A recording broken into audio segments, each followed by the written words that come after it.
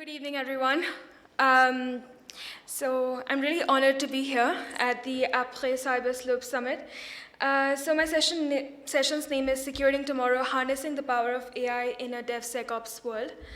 I'm just going to go through the briefing detailed breakdown. First of all, we're going to understand how DevSecOps basically works, how we can use LLM for cybersecurity, AI in command, that is how you can use AI for managing your security landscape and attack surface management, how you can integrate AI into DevSecOps, chain of command with AI and LLM, some successful case studies, and some challenges on an outlook on cybersecurity.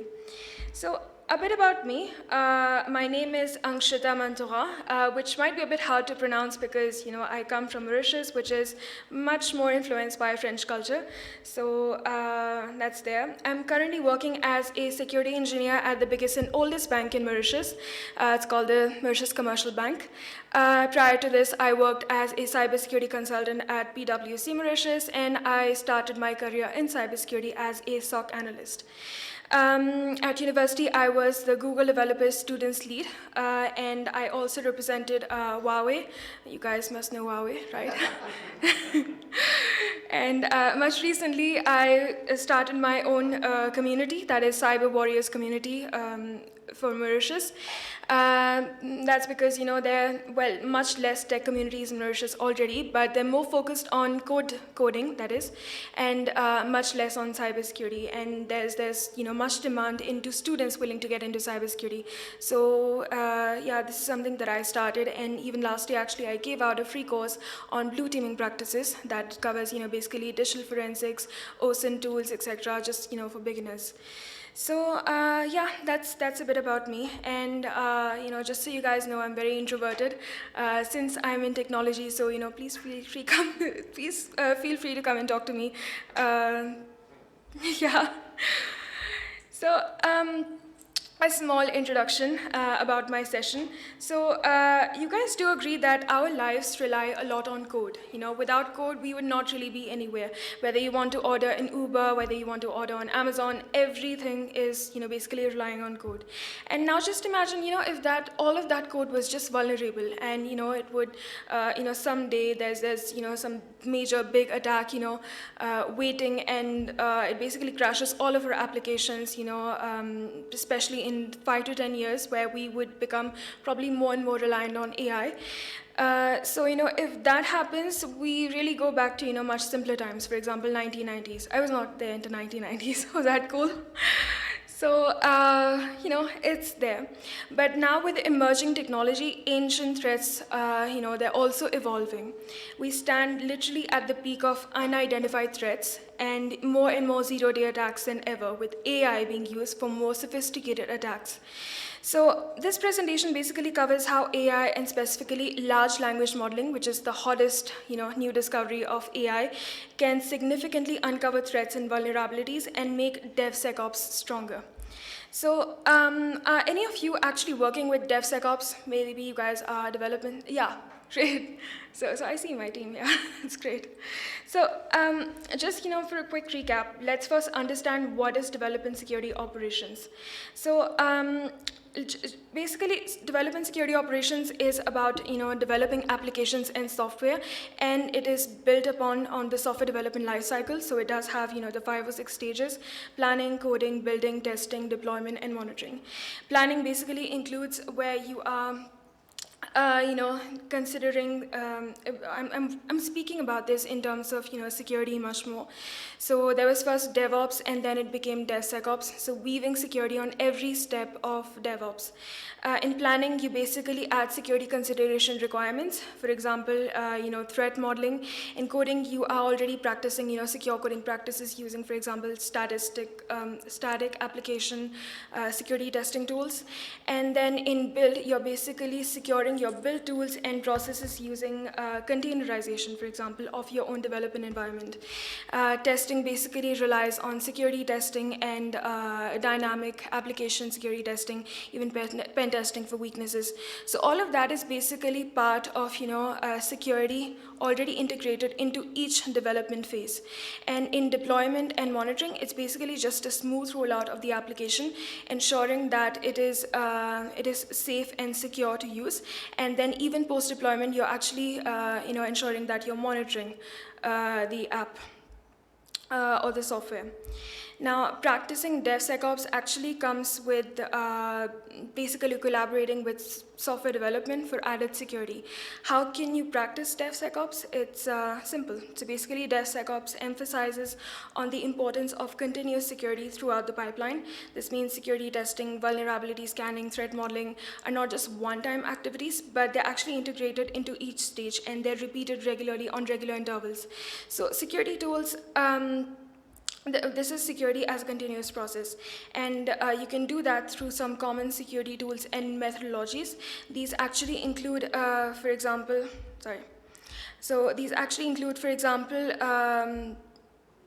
actually including some specific tools such as Docker for containerization, or using Chef or Ansible for infrastructure deployment, etc. And there are several benefits to actually using security in DevOps. Basically, you get faster development life cycles, and you can also basically you can also ensure or create a reputation about developing secure software. So that's there. Much more clients, much more secure development. Coming to LLM for security, so can LLMs actually strengthen security practices? Now, this is something that is not currently being used in cybersecurity.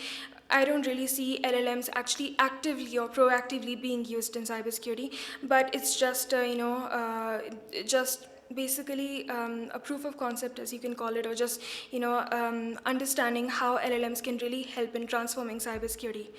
So first of all, in identifying vulnerabilities, LLMs are actually great at absorbing textual information. So if you can feed all the textual information regarding the latest vulnerabilities being published, or even in research papers, or even specific proof of concepts. So all of that can actually be fed into your AI model, and that can be used for threat detection. There's also efficient code analysis and security path recommendations. So for example, if you have specific security configurations that you are using on a daily basis, not daily, but weekly, monthly basis, etc. So these LLMs can actually analyze vast amount of codes, and since LLMs can actually read text a lot quicker than us and analyze code a lot more accurately, it can do an efficient job for specific configuration analysis, and also recommend better or optimum security configurations that might better go with our environment. So it can also analyze some shortcomings which much more easily, and suggest corrective actions for the same. Now, unmasking malware. So now, you may have noticed this actually often, especially if you are security researchers, that malware has, the malware that is being developed today has extremely highly strong evasion techniques. So what I mean by that is, if you open, for example, a sophisticated malware file on a virtual machine, that is most, security researchers, even, security professionals do, that malware will just not unlock. It will not start working, because it can already detect that that VM is actually already new, and it doesn't really have much customized environment. It's basically just a fresh VM. Okay, so that malware is intelligent enough to detect that it's not going to start working, or even that infection is not going to start spreading, etc. So just to get back to malware, malware is a type of software that has some recurrent patterns and activities that can make it get away from its true intentions. Consider that like a spy entering your country. So what are some characteristics of a spy? Basically, it has a purpose, it has an intention. For in this case, the malware might be willing to steal your credentials, for example. And then it's going to hide your identity. The only thing with malware is that it has some recurrent activities that can help give away its identity. For example, these specific recurrent activities that malwares practice on a normal basis is code obfuscation or persistence mechanisms. There's also network communication patterns. Sorry, just skipping this. So there's also network communication patterns.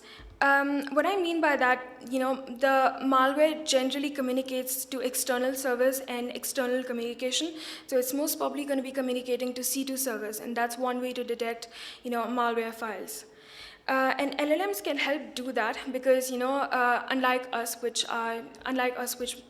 humans, we might err on, for example, rules or specific configurations that might miss out on detections. LLMs and artificial intelligence in general, it's always active and it's trying to, basically scan our environment on a regular basis, etc. So, it can always detect, such persistence mechanisms, which software is legion weight, which is not, and, which kind of file or software or malware, basically malware file, is communicating regularly to external locations. Now, some of you, actually most of you, might actually be able to guess what kind of attack this is. Yeah? This is a phishing attack. Did anyone win an iPad or something through a phishing attack? No? So, phishing is one of the most common types of ways one can launch an attack on its target.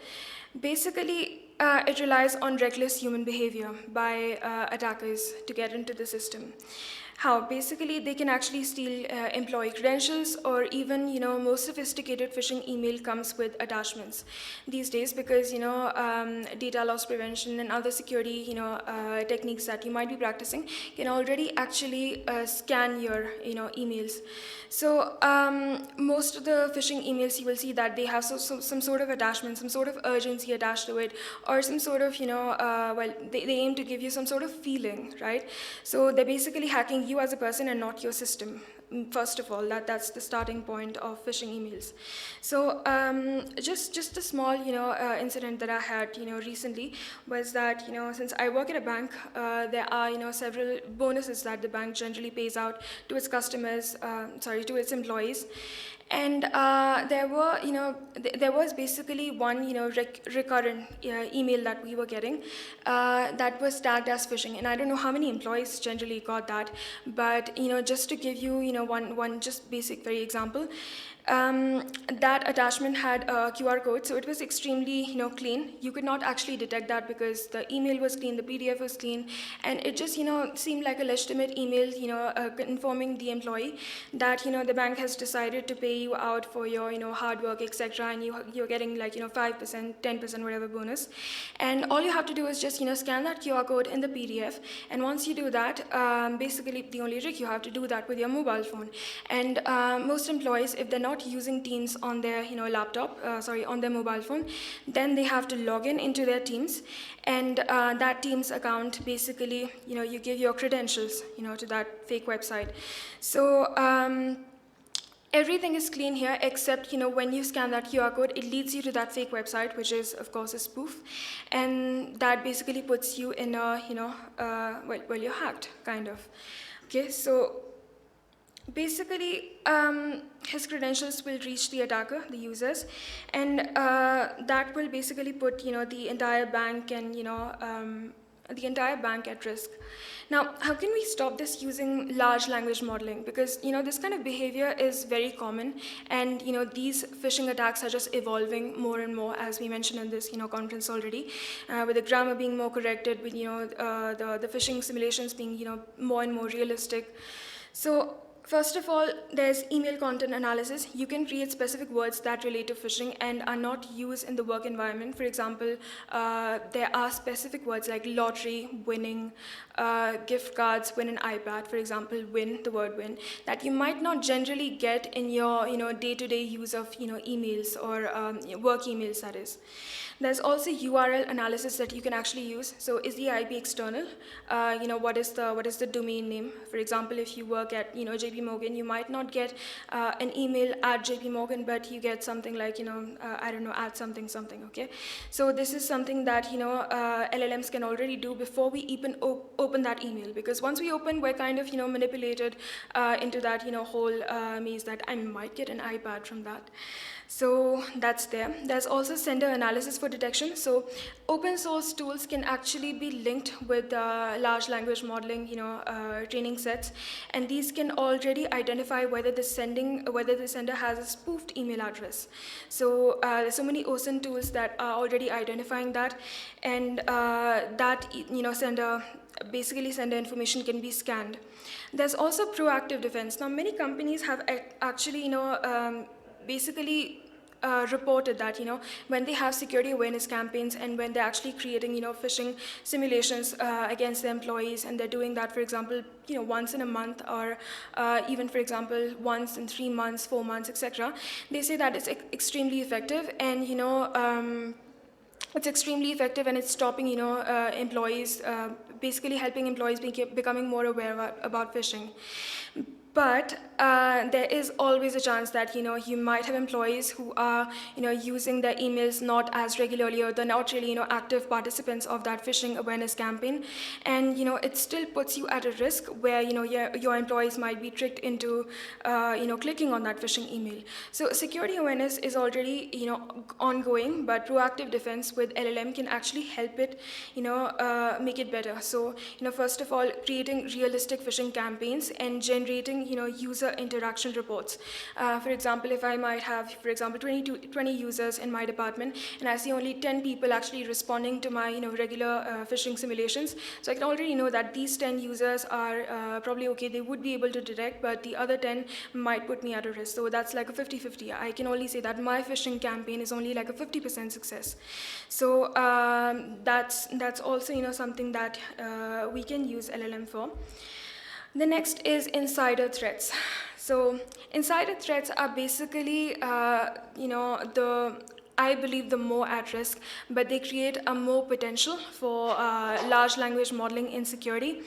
Insider threats are when authorized employees or people such as contractors or third parties actually have access to the system, but they might actually misuse that access intentionally or unintentionally.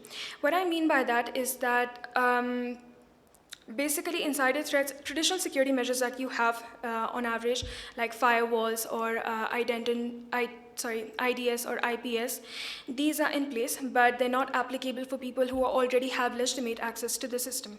So in that case, you cannot really, identify when an insider is going to, probably decide to attack on a system or not. So 68% of organizations actually reported fearing insider threats according to the Insider Threat Report of 2020. But LLM would actually be pretty promising in this area. Why? Because first of all, it can analyze text data such as emails, chat messages, and social media posts of user. Now, it's not called spying on the user, but just for the sake of the organization, you might actually do that. So when you actually, when you're analyzing textual data for specific employees or, for specific departments, for example, sales might be a completely unrelated department, but, since they're not also responding to your, phishing campaigns, etc., you might see that, that is a department that is more at risk. So, any unusual patterns and context of text that you might, catch in their text messages, etc.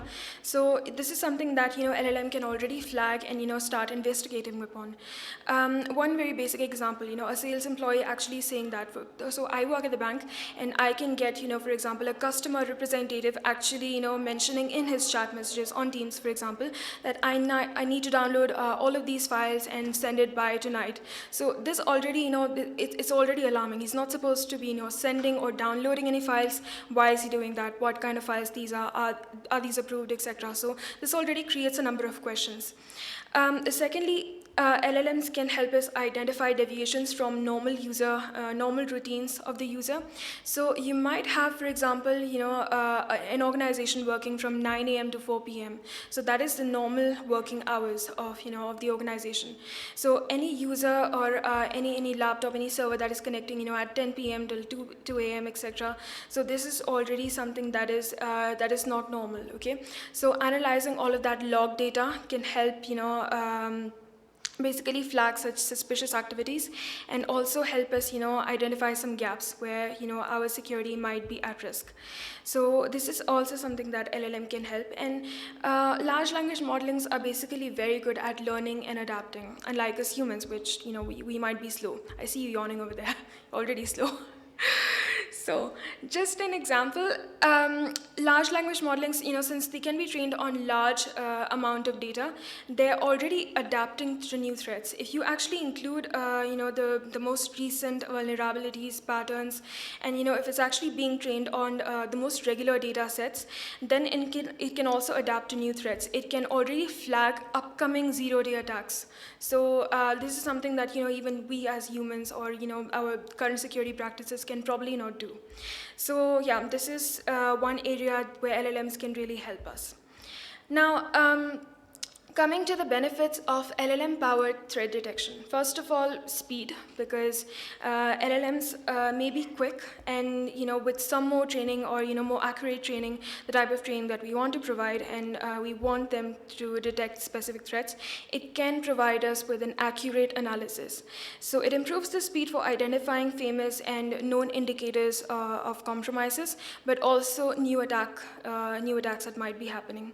Scalability, it can always be built forward. LLM data is never ending, so we will always be creating more data. Every second we are creating more data, and that data can be fine-tuned to fit to the purpose of security tasks that we might need the LLM to achieve.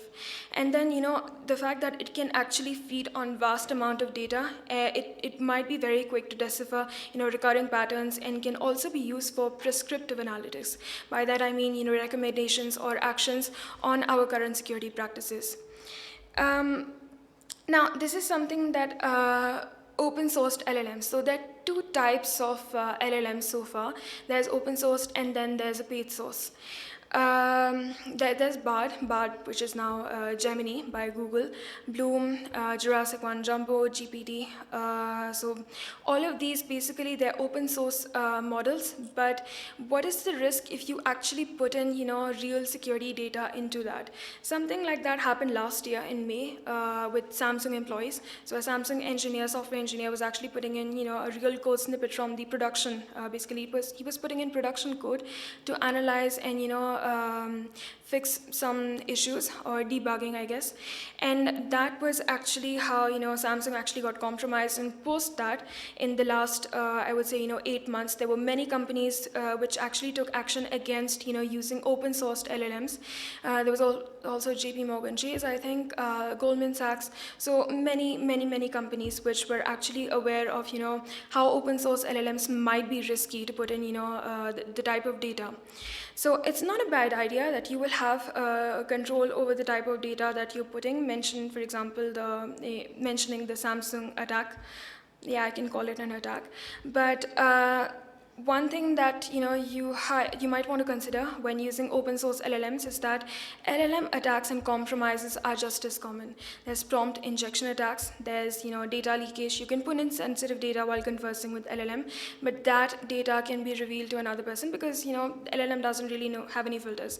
If I say, for example, I'm telling Whale on a secret, unless he doesn't, well, he wants to go out and tell everyone that secret, he will keep it to himself. But an LLM model doesn't know, it doesn't have any moral filters or any filter at all. So it's very easy to do jailbreaking, etc. So since LLMs can be very easily compromised, you cannot base your decision on a compromised LLM. Rely on your own security, basically security defenses. And some risks associated with open source LLMs include little to no customization. For example, if you want to include large language modeling into your organization, you cannot really customize that data. There is a risk of security bias, and there's also very limited guarantee for data privacy for your users. Interesting question. Should you build a custom-based LLM? So there are several benefits to actually building a custom-based large language model. It does offer many benefits. For example, you have a lot more control over the input and data that you are putting into the training set. You can also choose to train your data to avoid any security bias.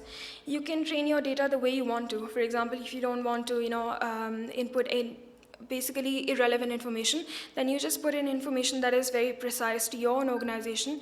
You can tailor your LLM according to your needs. So you wanted to automate, specific security tasks, so you do exactly that. And then you also have the benefit of data storage. Now, recently, cloud attacks have been increasing. They have been on a, spurge. So some things that you might want to consider if you are creating your own, your own custom-based LLM, you can actually make it on site. So all of that data, everything that you are processing, everything that you are training, it stays with you. It's not really on the internet anywhere. So that's, even though it might be expensive, but it's one solution. Now, AI in command. How can you control your security landscape and attack surface management using AI or LLM? First of all, there's automated vulnerability scanning and tools which are currently being deployed and integrated. So this is nothing new. It's already being done. And then continuous attack monitoring, where machine learning models are learning the environment of a system and users, and then they try to differentiate what is normal user behavior and what are the anomalies. There's dark trace, for example, advanced intrusion detection and prevention system, which is already using that. You can use LLMs for security automation. So you can use historical incident data that can be read, including logs and playbooks, and remediation actions can be taken on the basis of that. For example, the phishing attacks I just mentioned. So the fact that we are getting such phishing attacks, if I already automate that using LLM, and I automate an incident response playbooks, that kind of activity would already be blocked. I don't really have to intervene as an analyst or as a security engineer, but my work there is done. There's also security configuration optimization. So given that the LLM knows the difference between secure and insecure system, that's something that you will have to train the LLM to detect. You can actually, basically automate that, configuration. What would be the base security, for example, for a Citrix server or for a Linux server? So this is something that you can do. There's also threat intelligence reports that can be integrated into your threat hunting and known indicators of compromise and attack patterns. Should already be flagged and blocked. So this is something that you can take mostly from the internet and also from your information providers. But this can also be automated, and basically the LLM would know what is normal user behavior and what isn't. By understanding normal state of your systems through AI and ML, and coupled with the ability of LLMs, vast amounts of company data can be analyzed, and actions can be suggested for better current practices. Now, integrating AI into DevSecOps. How can you actually securely integrate AI effectively and securely into your DevSecOps environment? So, coming back to this, I had the previous diagram, and this is slightly changed because AI into DevSecOps is still slightly not commonly practiced, I would say, rather. So in terms of planning and requirements, you might have threat modeling with LLMs. So you use that to train on historical data to identify potential vulnerabilities and attack vectors early on. In terms of code development, you can use AI-powered static application security testing tools that will be used for scanning code repositories for existing weaknesses and vulnerabilities. Continuous integration, you might have LLM-powered code reviews and automated security testing on regular intervals. In terms of continuous delivery, you might have you might use infrastructure as code for AI to already integrate best practices for security configurations and before you actually deploy them to your environment. And then basically security monitoring and operations, which are already well in use, and we just discussed that. So flagging suspicious activities and basically most of the AI that you will be inputting into your cybersecurity practices actually includes detecting anomalous behavior. So the purpose of AI and even large language modeling, they would just enhance the practice a bit better, is you can actually detect any anomalous, any unusual behavior and flag that and block that immediately. That is also probably how you can stop a starting ransomware attack somewhere. Now, some considerations before AI integration is, what is your training data like? So managing your training data and ensuring that it is of extremely high quality and it's exactly relevant for your environment, it would be extremely effective for your own threat detection. There's also model explainability. I don't think many people are speaking about this, but it's actually very essential for you if you want to integrate AI into your own DevSecOps to understand how that AI is actually giving you an output. So what actually goes on, behind those, algorithms, what really happens, where that data is going, how that is being processed, how is, AI specifically flagging, this, well, category A and not category B, right? So that also ensures transparency for you in your organization, and also how you would be, well, for your future users. And of course, remember that AI is not a silver bullet. We always need the human expertise, especially now in the age of AI and LLMs, where they're very easily compromised. So it's better to rely on human expertise, even if you get a good solution from AI. So combine that. It's supposed to work along and not all alone. Now, third-party products, they have been quite a nuisance, if I can say that.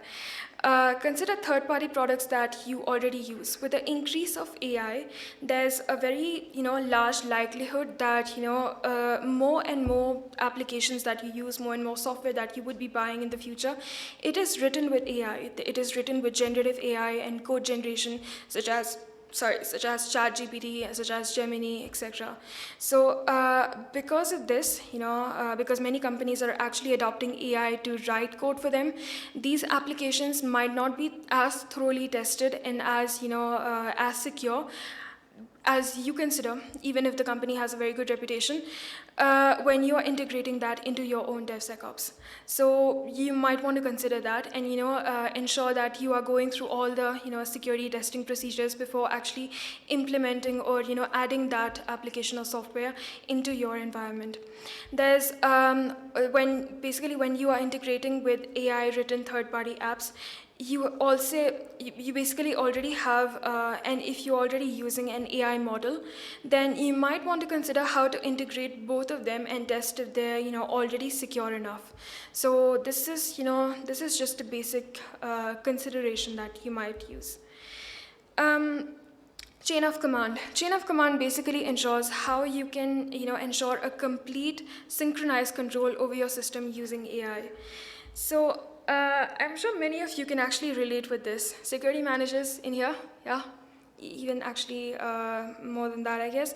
So you spend hundreds of dollars buying a new security tool, but your team is just too busy. So what do you do about that? Actually, before even buying any security tools, before even buying any advanced fancy software, you should actually be able to go through this. Well, this might not be as accurate. You might actually add more steps to it, but a basic guideline is this: to ensure that you have synchronized security using AI and LLMs into your DevSecOps. First of all, define what are your security goals. First of all, identify security gaps. Do you have, what is your current, security posture? Do you think, where you are you as vulnerable as, for example, your competitors or not? What are the repetitive tasks in your environment that can be, automated, for example? Then set measurable objectives. Consider what would be a complete synchronized control for you. Do you want streamlined incident response? Do you want faster threat detection? What is your goal? Okay. Then evaluate the AI and LLM tools. Research available tools that are already out there in the market. Assess the complexity of integration, because all of this is actually going all throughout AI. So, for example, something that is written by ChatGPT might not be as easy to integrate into your environment where you are building your own custom-based LLM, right? So assess the level of effort that you might be required or you might require from your team to integrate these tools into your existing DevSecOps pipeline. So ensure compatibility between your tools and your solutions that you might be buying with your own environment, and ensure that all of that data is flowing smoothly so that you don't really have any interruptions, especially if, for example, if you're working in a bank like me. So 1 or 2 minutes of interruption, we literally result in millions in terms of losses. And then the third step is establish clear roles and responsibilities. You might want to create an AI governance team, especially if you are relying a lot on AI for security. An AI governance team will basically overlook all the AI tasks and AI development stuff for you and your organization. Decide on security champions. Security champions might represent people who already know how to deal with AI and how to integrate that AI practices into your security operations. And basically, of course, maintain a human hand into decision making, into critical decision making. So don't really rely only on AI or only on your, for example, your security champions. Ensure a complete collaboration between the both teams so that you can actually read the optimum decision making. And then implement and integrate with AI. So you can start that with a phased integration process. Phased integration is basically when you start integrating AI into your non-critical components or non-critical parts, and eventually that is continuous monitoring. So monitor your AI and LLM apps and how well they're working, how can you better optimize, what are the different things that you can actually implement and add. There are some frameworks already out there in AI that you can add to your DevSecOps workflows. There's, for example, the NIST AI Risk Management Framework. This one is a very structured approach to identify and mitigate risks associated with AI deployments. There's also the Factor Analysis of Information Risk Framework, or the FAIR framework. This one helps you attach a financial value to all the potential losses that you might incur, and it can also help you, guide you towards better risk decision making while integrating AI into your environment. And then there's the Gartner hype cycle of AI, which I personally very much like, because some time back when we were discussing, as a consultant, when we were discussing AI with a client, so they were managing extremely bright stuff. We can do this with AI, we can actually automate all from 0 to 100 and do this and that. No, instead of actually focusing on the major milestones, focus on the current security challenges that your team might be facing. So that actually helps you create realistic goals, and it can also help you achieve a lot more with AI within a short timeline. So step by step. And then developing AI responsibly. Has anyone heard of the EU AI Act? Yeah.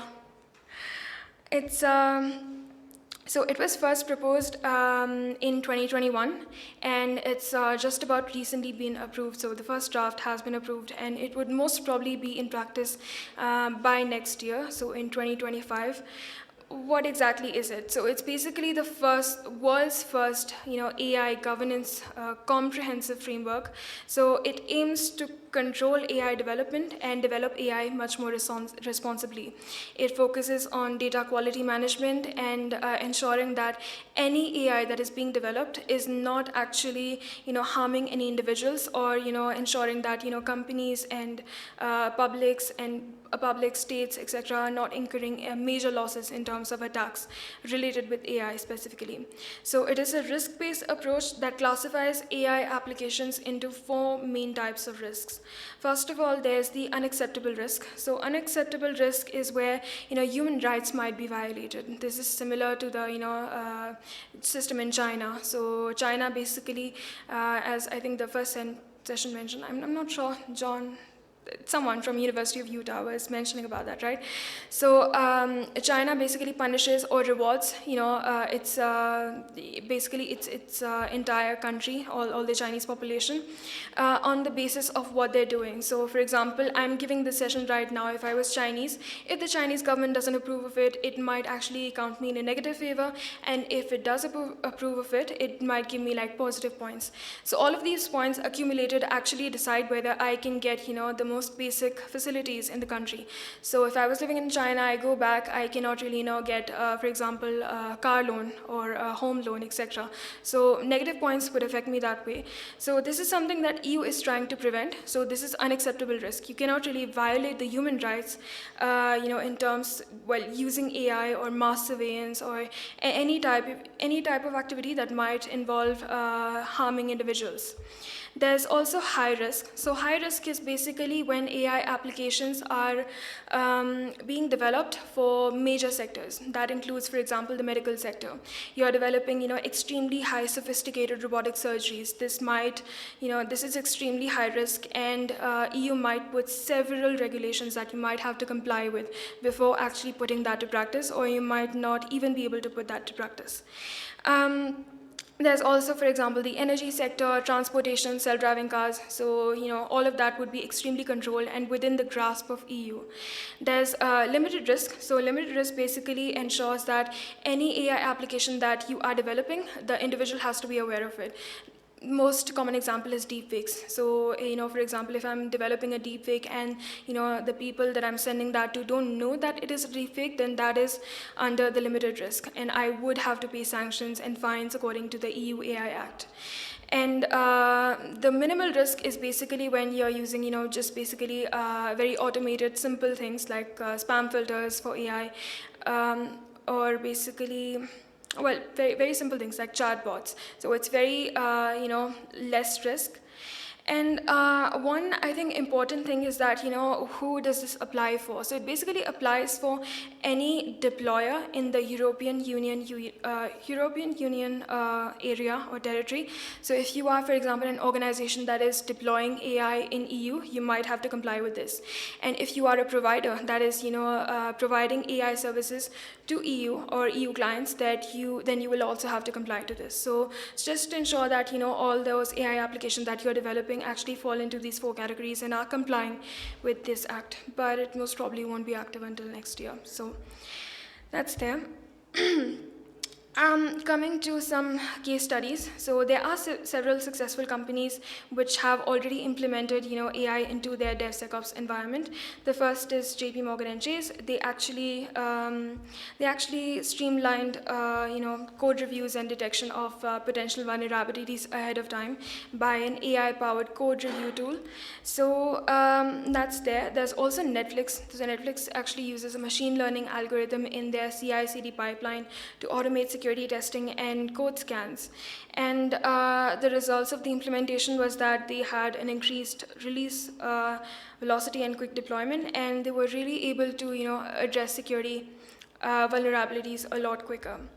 Now, some challenges and future outlook on cybersecurity. So there are, several challenges when you're trying to introduce AI into DevSecOps. First of all, there might be vulnerable third-party tools. So you guys must be aware of the SolarWinds attack. So SolarWinds was basically affected by a SolarWinds attack was basically started with a third-party application, and that is how it became the biggest attack of 21st century. And that is why you might want to really test any third-party tools and integrations before actually implementing them into your DevSecOps.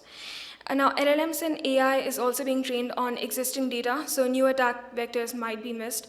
So any regular updates that you might do to your training data might be useful here.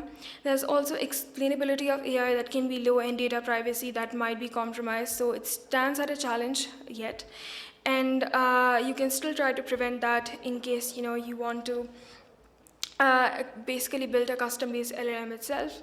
And also, basically introducing AI to DevSecOps can actually incur into a huge cost and expertise, and the need to maintain these LLMs into DevSecOps will, consistently actually cost you a lot of money. So the budget might also be a driving factor here. But competing in an AI-driven market, so these are just some future. It's a future outlook of how AI might change cybersecurity. There might be explainable AI which might be more on the rise. So what does how is AI basically analyzing everything for security analysis, and how is really how is it really giving out an output. There's also multimodal analysis tools which might be developed, where LLM is not just limited to analysis of text, but it can analyze, for example, CCTV images of your organization, identify videos, and even analyze network traffic patterns. Phishing mails can also be analyzed, for example, the phishing, spoofed logos or malicious attachments in formats including PDF, etc., or even videos that might seem harmless. And then you can integrate AI with automated security tools. Now, LLMs can be seamlessly integrated into automated security tools, including firewalls and intrusion detection or prevention systems, because as they detect potential threats, they can actually trigger responses of what the next action might be, quarantining emails or blocking the network traffic, or even initiating incident response protocols. So all of these decisions can already be made by AI and automated security tools. So yeah, I've reached the end of my session. That's it from me. Any questions? No. Thank you then.